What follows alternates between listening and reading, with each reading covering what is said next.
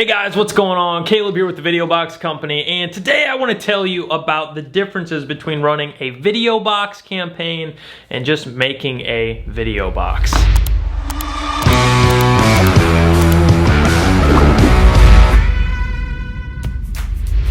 Alright, so real quick, one of the biggest things that we see people do when they come into the world of creating a video box campaign is they're just like, oh, this is such a cool box, I just want to make a cool looking box, right? And that's fine. There's lots of big brands like Disney, Lamborghini, Coca-Cola, Nike who use video boxes, and you can make one just like they do, right?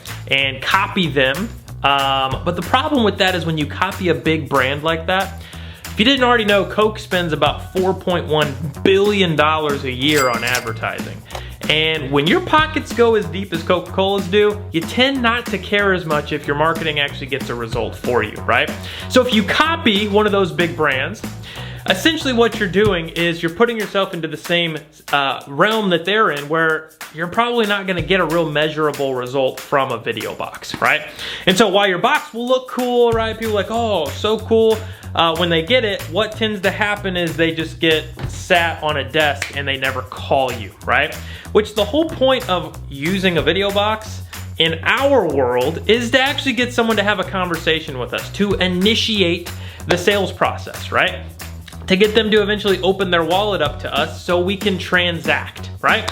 And so what we do is we don't just create video boxes, we create video box campaigns.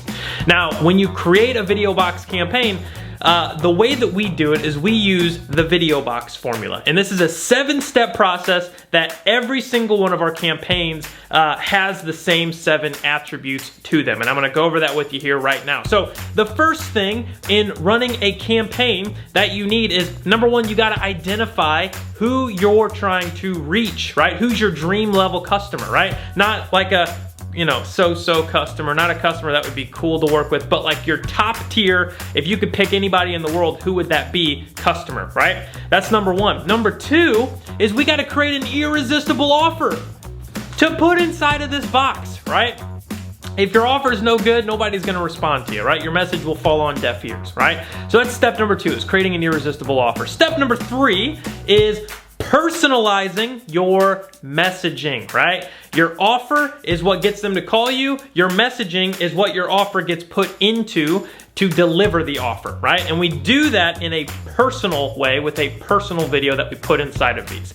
The fourth thing is creatively packaging your video box to get it past the gatekeeper. Most people that use these things, if you're targeting B2B customers, you have a secretary that you have to get past, you have to get past a gatekeeper of some kind, and creative packaging is what helps you get past the gatekeeper, right? That's number 4. Number 5 is actually shipping your box, right?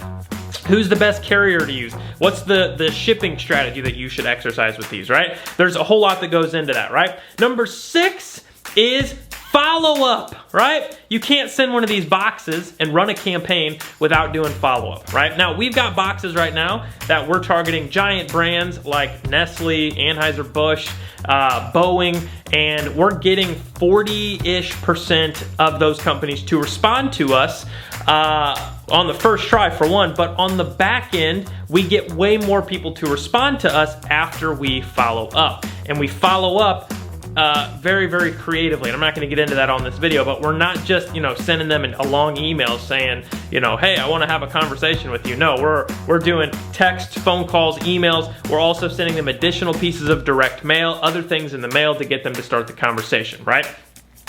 And then the last thing, step number 7, is actually landing the appointment, right? Once you've gotten them to the point where you followed up, they got your box, they're super impressed, now you actually have to push them to go to the appointment with you, and that is where your sales process takes over right there, right? So you go through your actual sales pitch, right? You deliver your presentation inside of that appointment, right? Those are the 7 steps that we follow time and time and time again when we're building a video box campaign, not just a video box, right?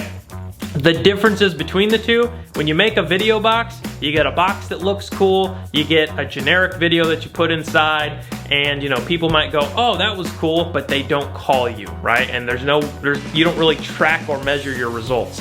When you use a video box campaign, it's personal, it's strategic, and you can track your result based on how many people have actually called you on the back end. So the way we always recommend it, don't just make a cool looking video box, make a video box campaign to land appointments with the people that you're trying to reach. But that's all for today. I hope that helped. I hope that all makes sense. If you have any questions, feel free to DM our team, shoot us an email. If you'd like to work directly with us and having us help you build your own video box campaign, we would love to do that. But that is all for today. Don't forget, think inside the box, and I'll see you guys on the next video.